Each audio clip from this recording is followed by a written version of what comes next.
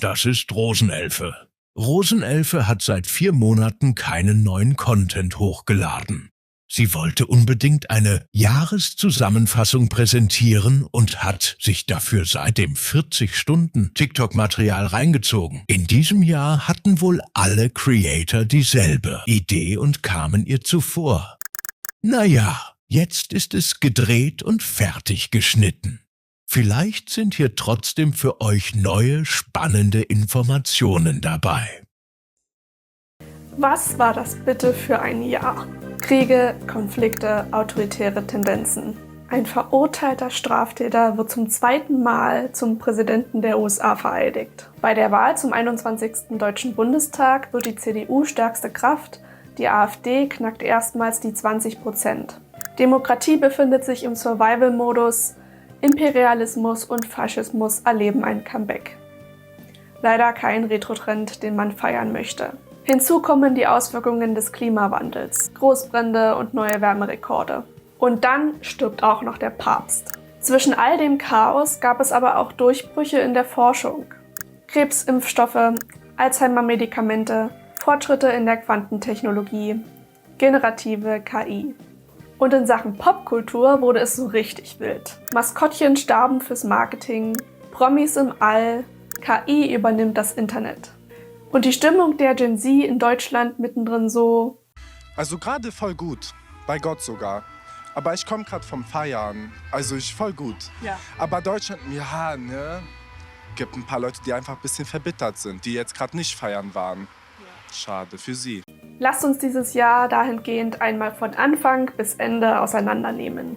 Hier sind einige verrückte Ereignisse, Memes und Popkulturtrends des Jahres 2025. Is that me? No, it's nice. Oh, so nice. I've never looked better. Ooh, where were you when it was time for senior prom?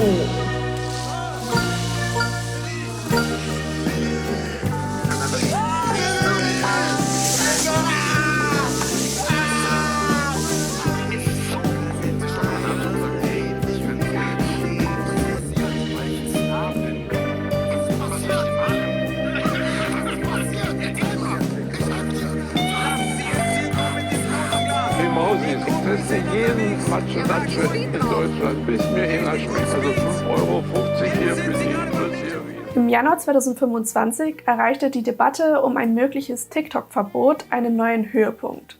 Der Social-Media-Plattform TikTok drohte in den USA ein Verbot. Ein Gesetz trat in Kraft, das den Dienst aufgrund eines politischen Konfliktes rund um Datenschutz, Spionageverdacht, politische Einflussnahme landesweit faktisch verbot, solange es sich nicht von dem chinesischen Eigentümerunternehmen ByteDance trennte. In diesem Zusammenhang gingen Clips aus der Anhörung des TikTok-CEO vor dem US-Kongress 2023 viral. Die Befragung wurde von vielen Beobachtern als peinlich und lachhaft empfunden, weil die Abgeordneten teils ahnungslos wirkten und großes technisches Unwissen zeigten, zum Beispiel wie WLAN funktioniert. Ciao, if I plug in my earphones into my phone while they're in my ear, can TikTok know what's going on in my brain, please? I've never heard of a country called Singapore.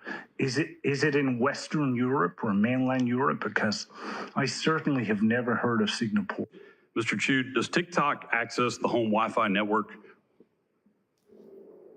Only if the user turns on the Wi-Fi. I'm sorry, I may not understand the... So if I have a TikTok app on my phone and my phone is on my home Wi-Fi network, does TikTok access that network?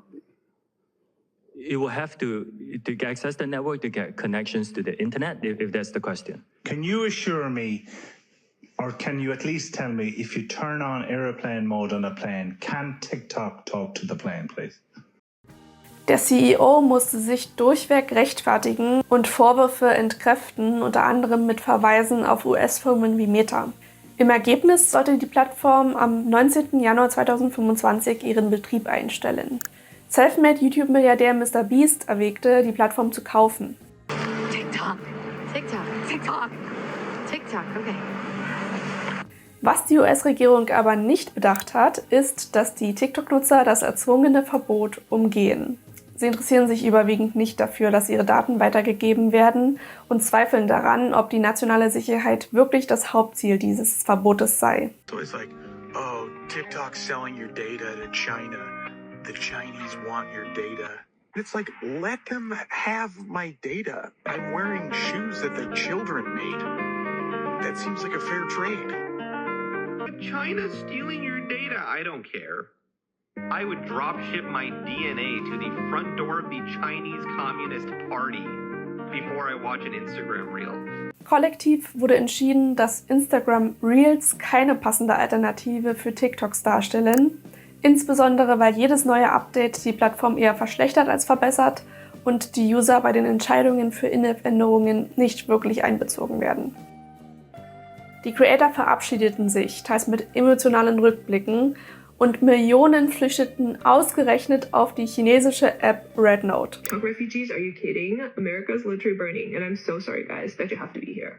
Are you guys actually happy to be here? We're not like the Americans. We will not tell you to go back to your country. The internet is a free space, so feel free to roam around.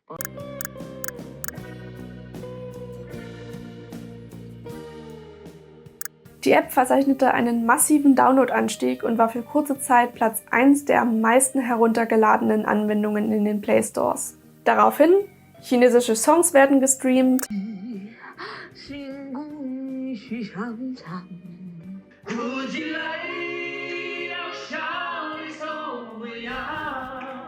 Menschen lernen Mandarin, User nennen sich selbstironisch TikTok-Flüchtlinge. Mandarin phrases for beginners. Welcome, TikTok refugee. 欢迎洋狗难民. Migration wurde nicht mehr nur physisch gedacht, sondern auch digital. Letztlich wurde TikTok in den USA nur für ganze 12 Stunden gebannt. If you can't do the time, don't do the crime. Okay, time's up.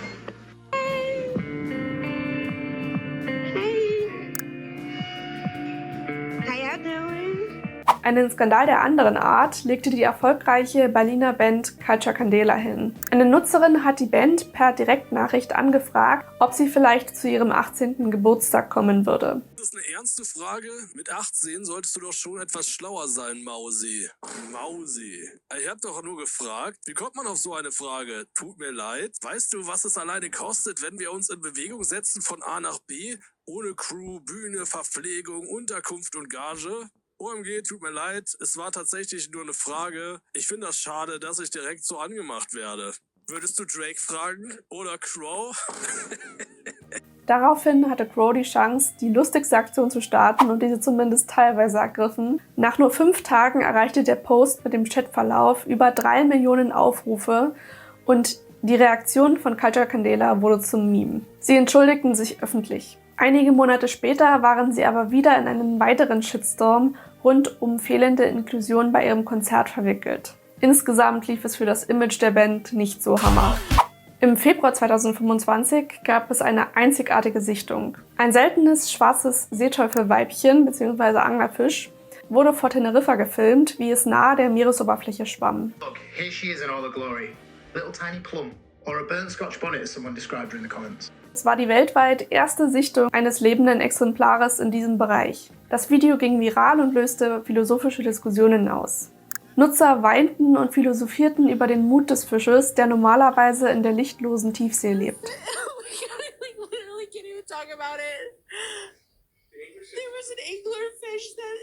Swam to the surface like in broad daylight and then died.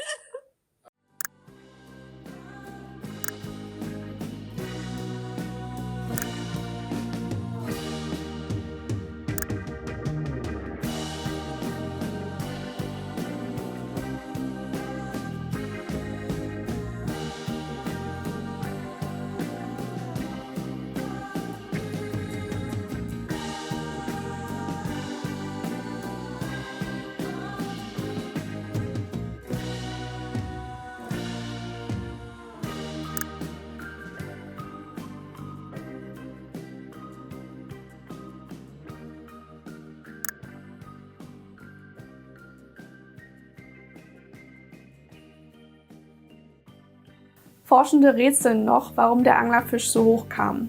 Mögliche Gründe sind Fressverhalten, Krankheit, Verletzung oder vulkanische Strömungen. Mein persönlicher Preis für bestes Social Media Marketing 2025 geht an Duolingo. Schon seit mehreren Jahren ist Duolingo die führende Marke auf TikTok. Kern ihrer Strategie und ihrer Identität ist das verrückte, unterhaltsame und teils unheimliche, aufdringliche Maskottchen, die Eule Duo. Es erinnert die Nutzer an das Lernen neuer Sprachen. Anstelle von klassischer bezahlter Werbung legt ihr Fokus auf organischem, humorvollem Inhalt, Memes, Popkultur und direkter Community-Interaktion.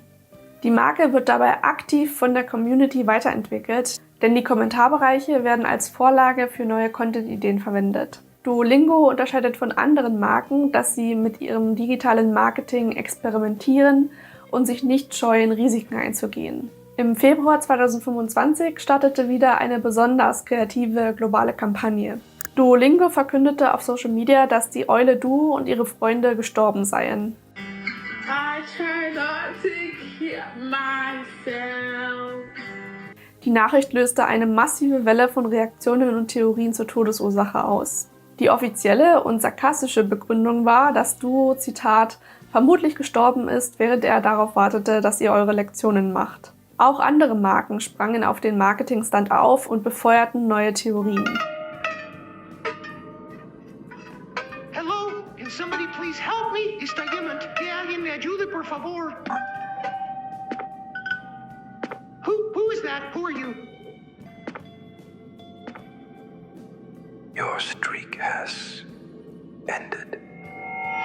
Später tauchte ein Video auf, das zeigte, wie die Eule von einem Tesla Cybertruck angefahren wurde. Hey all, it's Luis von Ahn, co-founder, CEO of Duolingo, otherwise known as Duo's Daddy. I have a prepared statement that I will read in light of recent events. As I'm sure you've seen by now, Duo was hit by a Cybertruck, and it looks like in fact, every character at Duolingo is dead. I feel like I'm dead. I'm alive, but I'm dead. I'm alive, but I'm dead. I'm alive, but I'm dead. Wenige Wochen später wurde Duo wiederbelebt, nachdem die Nutzer fleißig ihre Lektionen in der App absolviert hatten. Die Aktion hatte vollen Erfolg, sorgte für viel Aufmerksamkeit und brachte die App wieder ins Gespräch. Musiker, Internetpersönlichkeit und Gründer des ehemaligen Hype-Haus, Alex Warren, erreichte im März 2025 mit seinem Song Ordinary einen internationalen und globalen Hit, dominierte die Charts und brach Rekorde. Virale Videos auf TikTok haben entscheidend zu diesem Erfolg beigetragen, darunter der Bridesmaid-Trend. Eine Creatorin schlug vor, dass sich das Lied ideal für eine Hochzeit eigne, wenn Brautjungfern und Braut auf den Altar zuschreiten, und visualisierte dabei das Timing.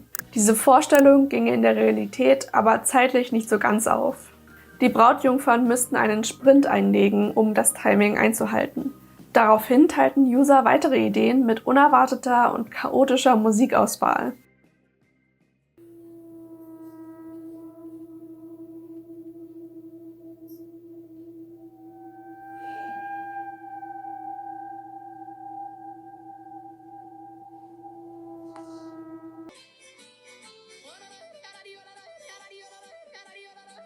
Es entstanden unzählige Varianten, wie die Hochzeitsgesellschaft den Saal betreten könnte, mit dramatischen, lustigen oder einfach nur skurrilen Szenen.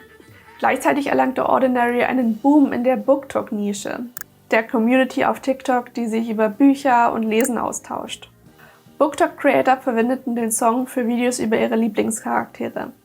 Der emotionale Liedtext wurde somit zu einer Art inoffizieller Hymne der romantischen Fantasy-Buchreihe Empyrean. Nachdem im vergangenen Jahr Foodtrends wie die Dubai-Schokolade in aller Munde waren, im wahrsten Sinne des Wortes, erreichte der Konsumhype im März 2025 neue Dimensionen. Influencer jubelten über extrem teure, perfekt gezüchtete japanische Luxus-Erdbeeren, die für bis zu 18 € pro Stück verkauft und wie Schmuckstücke verpackt und präsentiert werden.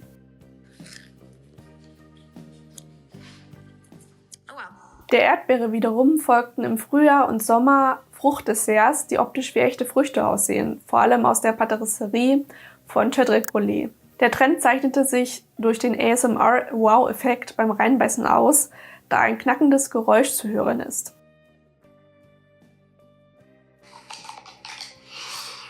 Menschen sind extra nach Paris gereist, nur um diese Fruchtdesserts zu probieren. Ich habe die letzten Tage so viele TikToks darüber gesehen, über diese geilen Früchte hier. Deswegen habe ich jetzt für 90 € einfach Flixbus gebucht.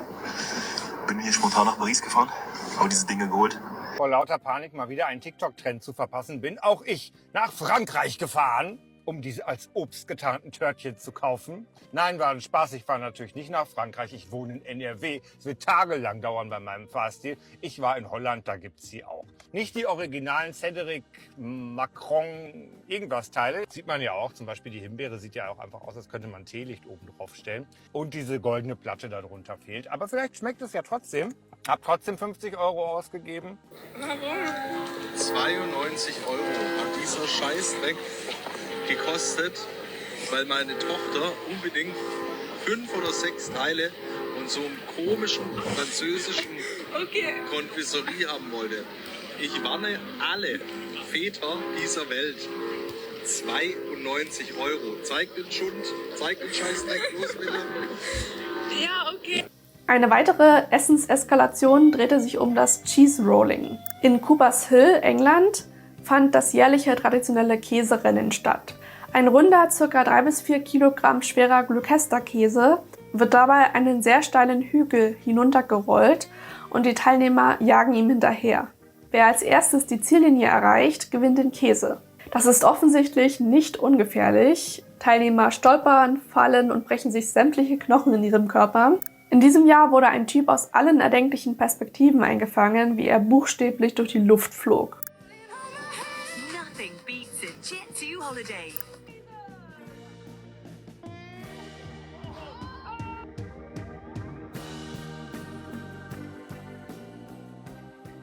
Wissenschaftliche Erkenntnis, das ist der Grund, weshalb Frauen länger leben als Männer. Der kollektive Heißhunger bezog sich aber nicht nur auf Essen, sondern war auch flauschig. Kleine plüschige Monsterfiguren, die sogenannten Labubus, wurden in Blindboxes verkauft. Sie werden, wie es Prominente wie Lisa von Blackpink vormachten, als Accessoire an Handtaschen getragen und sind quasi ein Statussymbol. Menschen waren bereit, dreistellige Beträge für sie auszugeben. Und was kann den Konsumrausch noch weiter auf die Spitze treiben? Genau, Dubai-Schokolade in Form von Labubus. Der digitale Trend des Jahres 2025 war eindeutig KI-generierter Content. In jeder erdenklichen Form.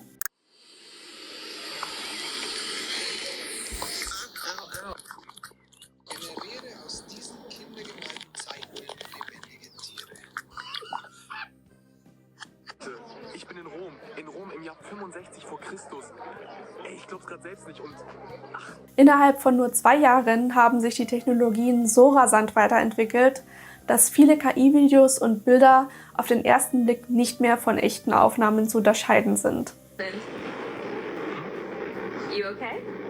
Yeah, Hi. Hi. So, husband? When I first watched that video, I thought it was beautiful. I was like, probably after this video, they would go on a date, then they'll probably end up getting married, having kids, you know. I went into the comment section, I'm seeing everyone saying the same thing. And I was going to repost the video until I just got this spidey sense. Something tell me something just wasn't right. And then I looked at his hair, and it was just constantly moving. And then the revelation just hit me that the video I'm watching is not a real video. It is AI. Nothing beats a Jet2 holiday. And right now, you can say... Fiktive Tiervlogs gingen millionenfach viral. Sprechende Füchse im Urlaub oder Chihuahuas mit Morgenroutinen. Viel zu viel dabei. Ich habe nur das Nötigste. Finja hat den halben Wald eingepackt. Was meinte der denn gerade beim Check-in mit Service Animal? Habe ich nicht gecheckt. Vielen Dank, Reißaus, für diese traumhafte Anreise. Unser erstes Ziel? Südafrika. Andy hier. Heute schminke ich mich mal. Always ask the obvious questions. Like, do you want the ball? Nah. I brought it back so you can keep it.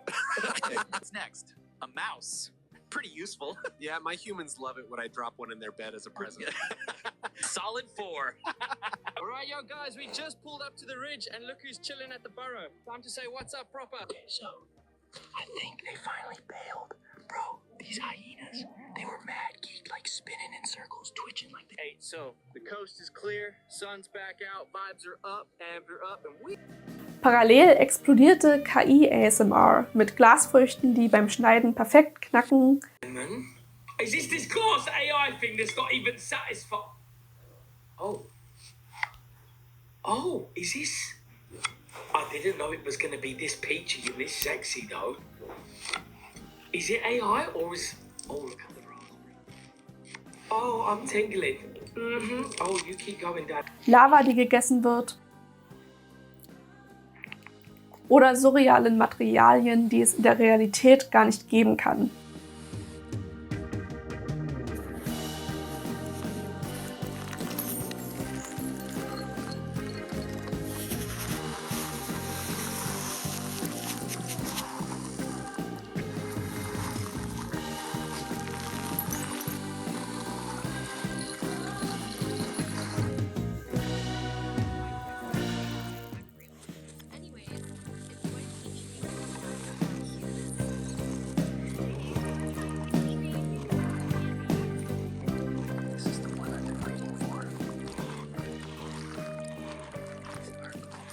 Für viele klassische ASMR-Creator wurde es plötzlich existenziell. Einige versuchten, die KI-Clips 1:1 nachzustellen.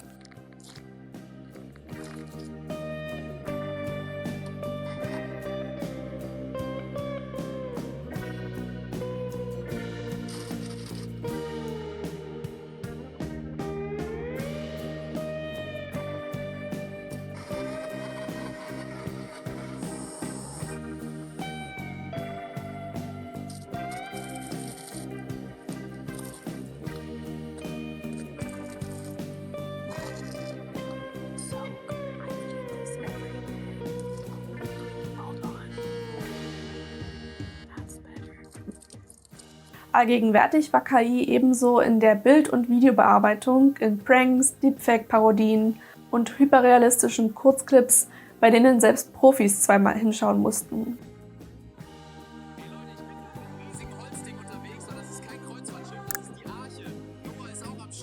Besonders prägend war der Italian Brainrot-Trend, bestehend aus bizarren KI-Hybridwesen, kombiniert mit sinnfreien, pseudo-italienischen Namen, verzerrter KI-Musik und absurdem Humor. Pussini zucchini. Ecco a voi, pussini sushini. Tum tum tum sahur, and I love ballerina cappuccino.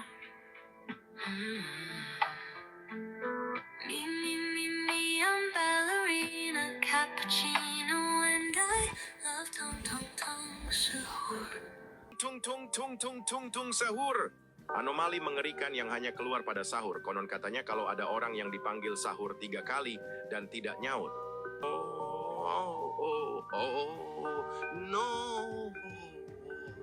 La polizia, no. Ein Trend, der perfekt zeigte, dass KI nicht nur Realität imitiert, sondern auch eine völlig eigene, leicht verstörende Internetästhetik erschaffen hat. Was ging in der Promi-Welt ab? Im April 2025 flog Katy Perry mit einer Blue Origin New Shepard Rakete von Jeff Bezos zusammen mit 5 weiteren Frauen ins Weltall. Der Flug, der den ersten rein weiblich besetzten kommerziellen Raumflug darstellte, sorgte für viel Aufsehen, aber auch für Kritik aufgrund der Umweltauswirkungen des Weltraumtourismus. Selena Gomez und Benny Blanco veröffentlichten im Frühjahr ihr gemeinsames Album, das unter anderem ihre Liebesbeziehung thematisiert. In die Texte wurde von Fans wieder viel im Zusammenhang mit Ex Justin Bieber und Hailey Bieber hineininterpretiert.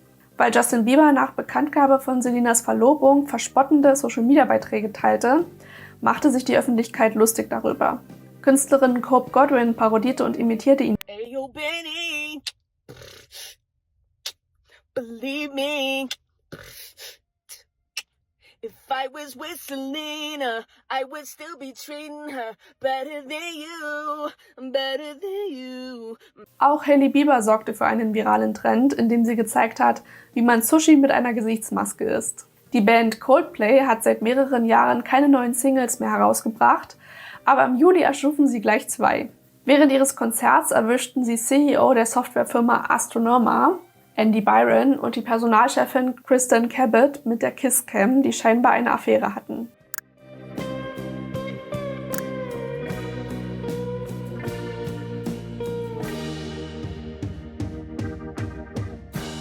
Die Geissens wurden in ihrer Villa in Saint-Tropez gewaltsam überfallen und beraubt. Taylor Swift und der NFL-Spieler Travis Kelce verkündeten im August ihre Verlobung, was zu weltweiter Begeisterung unter Swifties führte. Chrisfluencerin Milane Al-Massoud sorgte mit kontroversen Meinungen über die Rolle der Frau für einen Shitstorm und YouTube-Urgestein Simon Desue ist aufgrund von Drogenbesitzes in Dubai im Gefängnis. Auch im Tierreich war es wild. Der größte und kleinste Hund der Welt, die deutsche Dogge Reggie und der Chihuahua Pearl, trafen sich im Mai zu einem von Guinness World Records organisierten Treffen. Es sorgte für Aufsehen, da der Größenunterschied über 90 cm beträgt und die beiden sich trotz der enormen Differenz freundschaftlich verstanden. Es zeigte, dass Liebe und Freundschaft keine Grenzen kennen. Im Sommer griff ein bissiger, großer Wels im Brombachsee Badegäste an und verletzte sie, mutmaßlich um sein Revier zu verteidigen. Er wurde daraufhin von der Polizei angeschossen und später in einem regionalen Gasthof verspeist. Anfang Dezember ist im US-Bundesstaat Virginia ein Waschbär in ein Schnapsgeschäft eingebrochen, hat sich am Alkohol bedient und ist anschließend betrunken neben der Toilette aufgefunden worden, als er seinen Rausch ausschlief. Der Einbruch des Tieres war wohl kein Einzelfall. Bleiben wir doch gleich beim Thema Tiere. Im September ging der Rabbit Turtle Dance von einem Kindertanzwettbewerb viral. Dass diese Performance so viel Aufmerksamkeit erregte, ist auf 2 Punkte zurückzuführen. Zum einen, dass es sich um eine sehr anspruchsvolle Choreografie handelt, die für Erwachsene schwer nachzuahmen ist. Zum anderen übte der Tanz Kritik am chinesischen Bildungssystem. Die Hasen symbolisieren schnelle, kluge Schüler, die unter Druck stehen und oft ausgebrannt sind. Schildkröten repräsentieren die langsamen, aber fleißigen Kinder, die nicht mithalten können. Beide Typen von Kindern gehen im Bildungssystem unter. Die Generationen Z und Y sind mitten in der Quarterlife- und Midlife-Crisis. Entwickelten plötzlich das Bedürfnis, einen Marathon zu laufen, sich ein Rennrad zu kaufen oder Sauerteigbrot zu backen. Gerade das Thema Laufveranstaltungen boomte.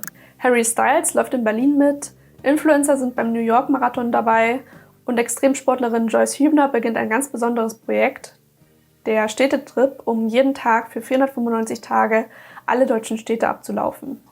Als wenn die Quarterlife-Crisis nicht schon genug Belastung darstellt, wurde im Oktober eine Debatte über die Arbeitszeit der Gen Z geführt. Creator und Model Julian Kamps kritisiert den 8-Stunden-Tag und wird zum Sprachrohr zu diesem Thema. Nur 41.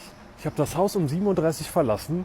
Ich bin jetzt gerade kurz vor meiner Haustür. Ihr wollt mir doch nicht sagen, dass das Leben ist. Ich hätte jetzt legit 3,5 Stunden, um zu leben, damit ich morgen früh wieder fit bin, um auf die Arbeit zu gehen. Das kann's doch nicht sein. Das ist doch Quatsch. In Fernsehtalkshows wurde er dann leider nicht ernst genommen und es wurde sich darüber lustig gemacht. Da sag ich dir, willkommen im richtigen Leben. Es ist ja auch so empörend, dass man sich mehr vom Leben wünscht als 9 to 5. Und nicht nur in Sachen Arbeit wird auf der jungen Generation herumgehackt.